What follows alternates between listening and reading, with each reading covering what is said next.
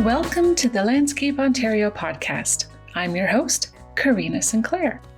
If you've ever visited the Landscape Ontario head office in Milton, Ontario, I hope you've taken the opportunity to walk around the trial gardens planted around the property. The large front garden between the main building and the Highway 401 features hundreds of full sun annuals growing in the landscape and in containers. You'll also find perennials, woody shrubs, and other special trials planted around the property. Loads of breeders are represented here, including proven winners, Ball Horticulture, Doom and Orange, Pan American Seed, Danzinger, and more. It's all worth a wander. I consider it a great way to build a shopping list for next year's garden beds. Although the garden flexes its full flower power from July to September, I've personally seen vibrant blooms in the trial garden well into mid-November. Check out Plants with Lingering Fall Color video we have on YouTube. And when the LO landscape is covered in snow, there are still beautiful textures from seed pods, branches, or blooms left to overwinter. But none of this happens by accident. Today we're going to talk to Rodger Tschanz, the wizard behind this gorgeous garden. And not only is Rodger a greenhouse technician and lecturer at the University of Guelph, he's been managing the trial gardens since they started around 2006. Rodger's going to share his insights on the top 2023 trial garden performers, and just in time for winter, we'll explore what plants look good dead. Dun dun dun! But first, a word from our sponsor. Do you have your tickets for Landscape Ontario Congress yet? Congress is Canada's largest and longest-running trade show and conference for landscape professionals. With over 400 exhibitors covering more than 8 acres, Congress is 3 days of discovering new products, learning new skills, and networking with not only trusted leading brands, but exciting up-and-coming businesses as well. Our media sponsor, Landscape Trades Magazine, would like to invite you to Congress. Stay tuned to the end of the episode for a VIP promo code. Thanks for joining the Landscape Ontario podcast again, Rodger. Now, our audience members know that you're no stranger to the LO community. The last time you were on the podcast was in 2020, but you've also starred in several videos about the trial gardens, including a series we produced together in 2022. I'm delighted to connect with you again today to talk about the highlights from the 2023 trial garden at the LO head office in Milton. So once again, welcome to the show. Thanks a lot, Karina. It's great to be here. Why does Landscape Ontario have a trial garden at their head office? What's the purpose? Well, that's a good question. We started the trials, from my perspective, I was looking for another location to trial plants. I guess in the science world, we have replicates. So it's nice to plant plants in a variety of different locations under different growing conditions to see how well they do in those different conditions. So my first trials were at the Guelph Turfgrass Institute in Guelph, right beside the university. And the opportunity came along when talking to the folks at Landscape Ontario about whether they would be interested in having a trial garden. And the answer was a resounding yes. So we started off small, putting in beds between the 401 and the building at the Landscape Ontario office. And I guess we haven't looked back. It's every year it's growing. We started off with annuals, and now, of course, we have perennials. And from time to time, we've had roses and we've had other shrubs such as hydrangeas in the trials. So having these multiple locations gives us an opportunity to, like I say, grow under different conditions. The soil at the Landscape Ontario site is pretty heavy and clay-like. It's more of a sandy loam soil at the Guelph site. And in addition to having these different growing conditions, having different trial sites allows different groups of stakeholders to visit the trials. The head office for Landscape Ontario gets a lot of industry professionals visiting on a regular basis. And during the growing season, those same visitors can avail themselves of the trial gardens and wander around and see what's looking good at any particular time and during the growing season. Are there any particular unique challenges or highlights to the Milton site? Did you have any severe weather or pests that you had to deal with in the past year? Yeah, this year was interesting. I think anybody who gardens can say, there seems to be something unusual happening. And I found this year to be exceptionally wet. I know that's hard to say to other listeners in Canada where this was such a dry year and an exceptional forest fire year. And then we had too much water almost. Every other day it seemed to be raining in July and August. So the soils were very wet, lots of rain washing fertilizer out of containers. And so the nutritional level seemed to be low. And we had to supplement that a little bit more than we would have if we hadn't had so much rain. But on the plus side, if the roots weren't waterlogged, a lot of plants did very well. As long as the soils were well drained, they really appreciated the extra water.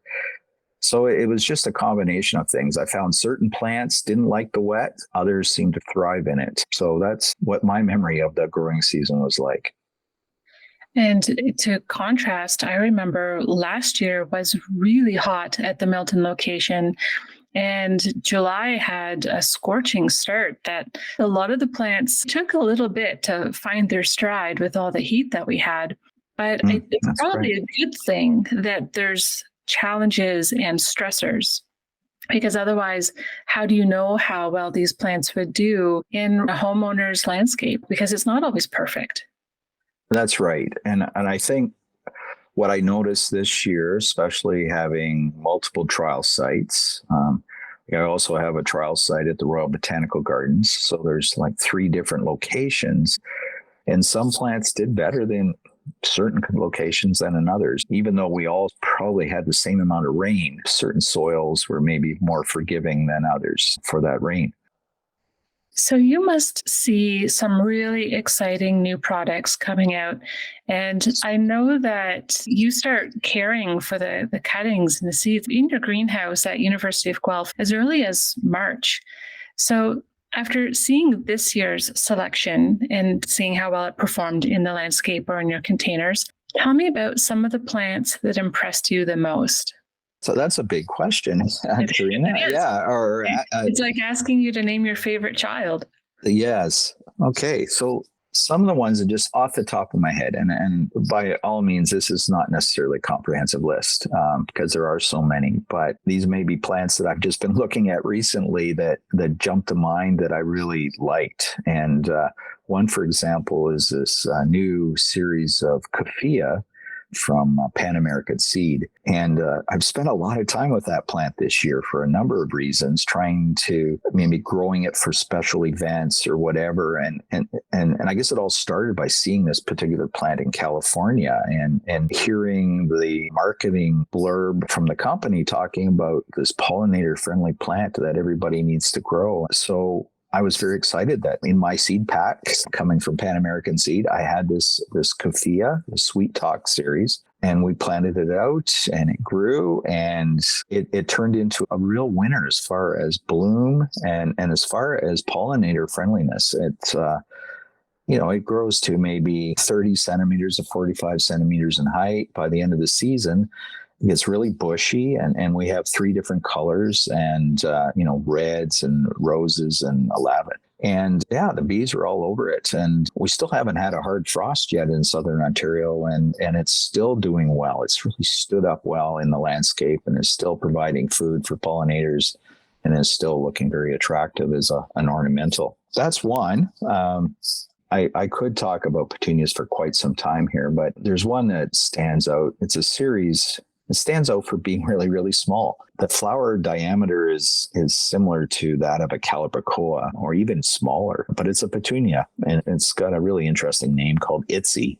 It's an Itsy series. And I know of at least 3 colors that are in the Itsy series, like a pink and a white and a violet color.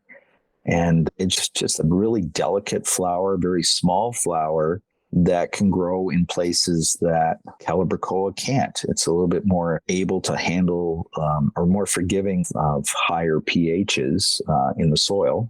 whereas Calibrachoa requires more of an acidic soil to do well. Petunias are more forgiving of that. And then so you can grow this in a landscape, you can grow in containers, but just the flower diameter is so small, you could use it as a filler in a mixed container, or you could just grow it on its own and as these small little flowers. So that's kind of fun. That's really interesting, because you would think that with petunias, for a while, the trend was bigger, showier blossoms that would fill in a lot of space with color. And here, there's an option that's much smaller. I wonder what it was that made them decide to try that different diameter. Well, I can't really speak for the breeders, but, from my own perspective, a small petunia flower is going to stand up better to pounding rains because there's less surface area to be hit by a heavy rainstorm. One of the things I'm always aware of, especially after a thunderstorm, is how do the petunias look afterwards? Have they stood up well? Because some of them seem to take days to recover from a pounding rain. So if you have something that bounces back very quickly for whatever reason, it's got a really stiff petal, or it's just has a small surface area, then to me, that makes a lot of sense for being a very resilient and useful and adaptable type of ornamental. Yeah, I could see that being useful for all of our designers and softscapers to be able to identify something that's really resilient. What else did you find and fall in love with in the garden this year? I always love begonias. Begonias are, again, a very adaptable plant. We think of fibrous begonias as a shade plant, but these wax begonias, they can handle full sun and shade. Over the years, we've had a whole range of different ones, different sizes and everything. And in recent years, the breeders seem to be coming up with bigger versions. And there's one series from Benari called Big, and it was big. And then we have Megawatt and Whopper, and really very descriptive series names that sort of describe these really big begonias that look really great in the landscape. So that's sort of the background to this one that I saw in California and then was able to grow it here in Ontario. And it's a series called Stonehenge. The name obviously came from or is inspired by Stonehenge in England. And Stonehenge is it's bigger than Whopper. It's bigger than Big, and just offers a really great presence in the landscape. So here's another plant that you can use in sun or in shade, but it's going to fill up and create some height and big spread that some of the other begonias wouldn't. So that's one that jumps out. Another begonia, this one's definitely for the shade. It's a tuberous type of begonia from cuttings, and it's called Move to Salmon Splash. And what I like about this is double flower, but it's a salmony colored flower with white splashes on it. And it just draws your eye in, having these white blotches in amongst the salmony petals. I grew it in a variety of different conditions, and it just seems to be really adaptable to containers or in the landscape. So it's always nice to see a plant that seems to grow everywhere well. Another, I guess I'm going to call it a breeding breakthrough, came from Pan American Seed this year, is with the release of Petcoa. It's a new intergeneric cross between Petunia and Calibrachoa. And what's kind of interesting about that, a number of companies have produced plants of this cross, and they seem to have really good rain tolerance and everything. And they don't have any of the nasty characteristics associated with petunias like stickiness. Calibrachoa isn't quite as sticky. The other interesting thing about this intergeneric cross, is the fact that you're introducing some of the colors that are available from Calibrachoa into petunia bloodlines. So it gives you the best of both worlds, or at least that is the hope in doing such a cross. There's a new series out from Selecta One called Inviva, and these plants are vegetatively propagated and are this cross between Petunia and Calibrachoa. But what I really wanted to focus on, because of its uniqueness, is a seed Petcoa that has been released by Pan American Seed. It's called the Cali Burst Yellow, and it's the very first Petcoa where you can buy seed and produce it. So there's only one color available right now, but they're hoping that more colors will come down the pipes. That sounds very exciting. Now, those are all annuals that you've just listed. Yeah. The annuals we evaluate for one season. The perennials we evaluate for over 3 seasons in the garden.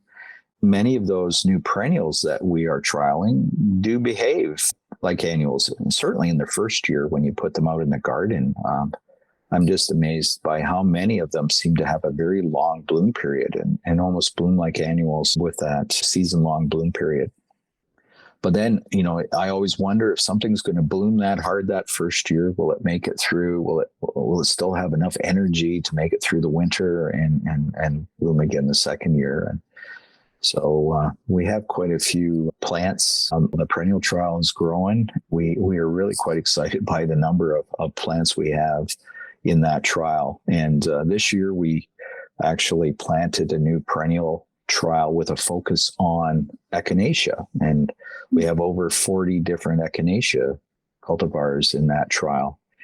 And so this year, they're still blooming, they're still looking nice, but you don't get the true height of those plants until maybe the second year, but they're all very compact looking, and it'll be interesting to see what the final height is on all these different echinacea in the subsequent years. Last year, we had noticed different cultivars. One stood up very well to the winter snow load, and one was virtually flattened to the ground. Have they recovered, or did they just continue to perform the same? Yeah, so those penstemon, one was Dakota Burgundy, I believe. That was the one that seemed to stand up. It had a sturdier stalk, and it seemed to stand up through the winter while its neighbor did flop down. And so both of those plants came back all right. It's just, what do the stalks look like in the wintertime? And I guess I've taken this idea of what looks good when it's dormant or what looks good when it's dead from Piet Oudolf, the renowned Dutch designer, who sort of made me aware, or his thoughts made me aware of, we have such a short gardening season in Canada. And we remove all those dead stalks for the winter and just leave this barren landscape? Or do we leave some of that stuff so that it'll be maybe some habitat for overwintering insects, or a support for a bird out looking for some food, a place for it to rest while it surveys the landscape? So those are kind of interesting things that occurred to me that, as my gardening career has progressed and my attitudes towards certain things have changed. I think of us as gardening for the creating little mini ecosystems in our yards or our gardens, and creating as much diversity as possible, or creating opportunities for diversity and flora and fauna, right? So sometimes now when I'm looking at all those perennials that we evaluate, we leave the stalks in for the winter. We don't do a fall cleanup. We do a spring cleanup, but we don't do a fall cleanup. And it's kind of interesting to see what still has some ornamental value throughout the winter and spring and fall. And like that penstemon with the interesting seed pods on top of those stems, it was quite ornamental.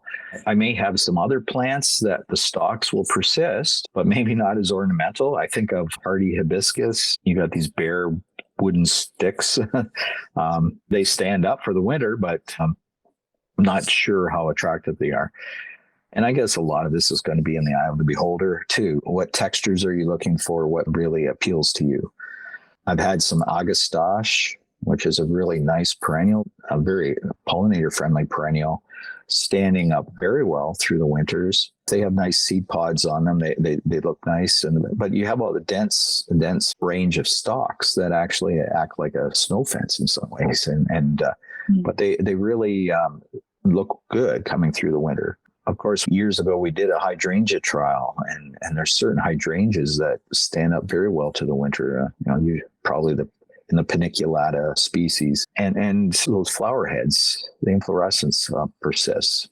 I don't have the data in front of me right now, but when we did the rose trial, there were certain roses that have really beautiful rose hips that really stood out against the snow, really nice contrasting colors that stood out well, that I think should stay there and add to the interest in the winter. But of course, the reality is the landscape industry, you're expected to do certain things. Your customers have certain desires and wants for what their landscape should look like.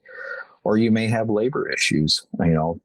I have time now in the fall to do a cleanup. I won't in the spring. So, these things all affect why fall cleanups are done or why certain things are done differently than maybe I would do it, given the freedom of my research or given the freedom of my own backyard gardening habits.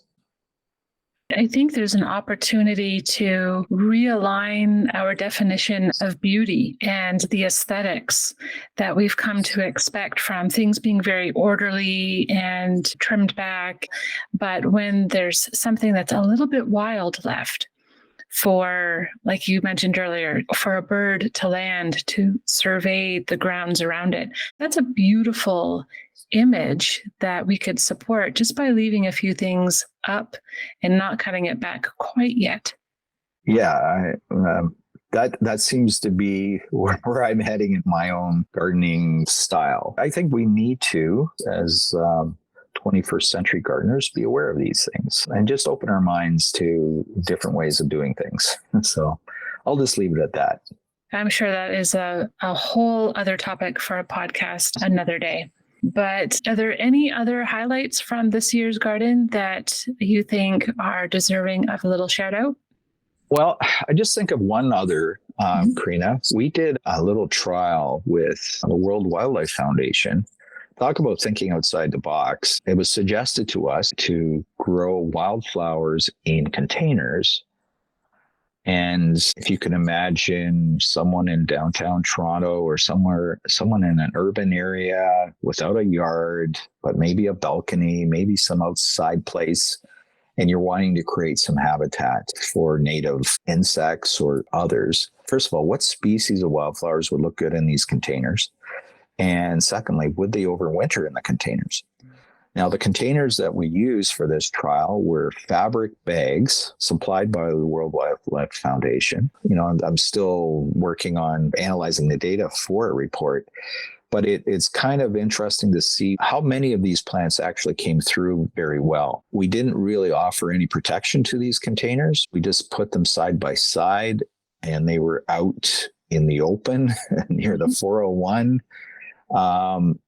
And just let them sit there all winter. And one thing I kind of noticed about these fabric bags is that they didn't seem to get near as wet as some plants in plastic pots. And the plastic pot would retain water, and then which would be frozen. And so you have more of this freezing thawing happening around the crown of the plant. And I believe that that was detrimental to the winter survival of some of the perennials in those plastic pots. Whereas I didn't see the flooding and the freezing and thawing near as evident in the fabric containers. So that may be one reason for the good survival of these plants as well. So this is sort of early stages, and we went through one winter. We'll be trying it again this year. And I just think that has potential for adding some diversity and otherwise urban hardscapes for the cities. I think that's a really exciting idea, to be able to bring the meadows and the wildlands to a downtown location and soften all of that gray that big cities are drowning in. So you've certainly given us lots to think about. The trial garden sounds like it's had a really fantastic year. But I know you're not only a trial garden manager, you're also a lecturer and the greenhouse technician at University of Guelph. Tell me a little bit about how you find working with these young people coming into the horticulture profession, university students, high school students, and these volunteers who you help fall in love with the green trades.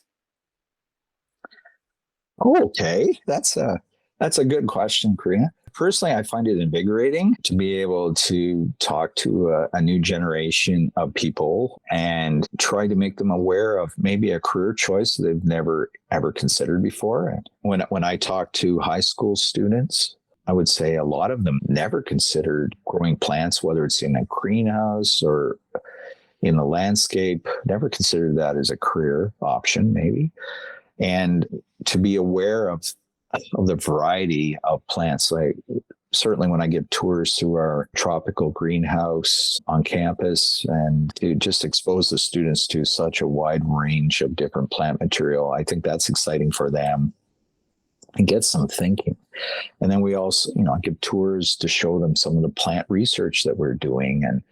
And again, I think that opens their eyes. And certainly some of them over the years have decided to go into some plant related field because of that tour. As you mentioned, I'm teaching a course, and it's not surprisingly, it focuses on annuals, perennials, and indoor plants and their uses. And these are university students who have already more or less decided on what they're going to do. And they've made it one career choice anyway, and then training in that direction. And some of them are landscape architect students, some are horticultural students. Others are taking the course simply because of their love of plants. They are coming from a wide range of backgrounds and may have some preconceived ideas of ornamental horticulture and what one should do with it. I just try to give them different ideas, different perspectives on that. And it's always rewarding when somebody may come back and visit me a few years later and explain it or talk about how that has impacted them. So those are examples of some of the interactions I have with maybe two different age groups. And then we sometimes get volunteers working with us who could be older people who have been through a career and are retired and are volunteering in our facilities and are bringing their lifelong experiences to the job. Maybe they don't have a garden anymore. Maybe they're living in an apartment, and here's an opportunity to stay connected with plants and growing. And so well, I don't know if it's formally horticultural therapy, but working with plants that I think is always therapeutic in some way and makes you feel good in the end. The way you generously share your knowledge would be very inspiring. Obviously, I'm a fan. So, thanks, Karina. So just the last thing I wanted to touch on that I hadn't thought of before, but you were talking about teaching this class that also incorporates houseplants, interior scaping. As we're leading into winter, there's less time to be spent outdoors. A lot of Canada is about to be a little too cold to be tending gardens outside. What's the opportunity in interior plants to help people stay connected to the earth and to the love of horticulture, and how can landscapers help with that? Let me give you an example of a project I'm involved with on campus. And I find it very inspiring, just the whole idea of growing plants indoors and human health and student health. The project on campus associated with our student wellness center. And basically, we're going to be creating a tunnel that's going to be indoors in this very bright foyer that's going to have shelves of plants on it. And people walk into this tunnel and sit down, and there's seating inside, but you're surrounded by living plant material, right? I'm involved in maybe suggesting and helping to grow some of the plants that will go into this structure. And everybody we talk to about that, first of all, just glows when they hear about it, and it's just such a really neat idea. And you can imagine, you're sitting in the waiting room, maybe waiting to go to a doctor's office, or sitting there and being in this environment. It's not built yet, but it's going to be coming hopefully before Christmas, and the installation will be very exciting. So I think we can create within indoor environments some really interesting spaces. Selecting the right plants for the right location is very important with indoor locations, of course. But just having those living plants in those environments, I think, can bring a little bit of outdoors, indoors, I think, and just bring the benefit of the gardening to the indoor environment and the wellness that's associated with that. What a great opportunity for designers and landscapers who have a bit of a pause in the cold season, that they could bring their knowledge and aesthetics indoors to create those wellness spaces. I love that idea, and I hope that we'll be able to share some photos and more information about that in the Landscape Ontario magazines. Very good. Rodger, thank you for generously sharing your insights on the trial gardens this year, some of your favorites. I always think of the trial garden as a bit of a shopping list, right? You can go in there and see all kinds of things that will inspire you for next year's garden, and the colors and the textures and the heights and the blooms and everything that you've got in that trial garden just sings. And for anybody who has had the chance, make sure you go to Landscape Ontario's headquarters and check that out during the growing season. It's gorgeous. Thank you again for joining me today. I really appreciate that you made the time to speak with our audience. Thanks a lot, Karina. It's been a pleasure.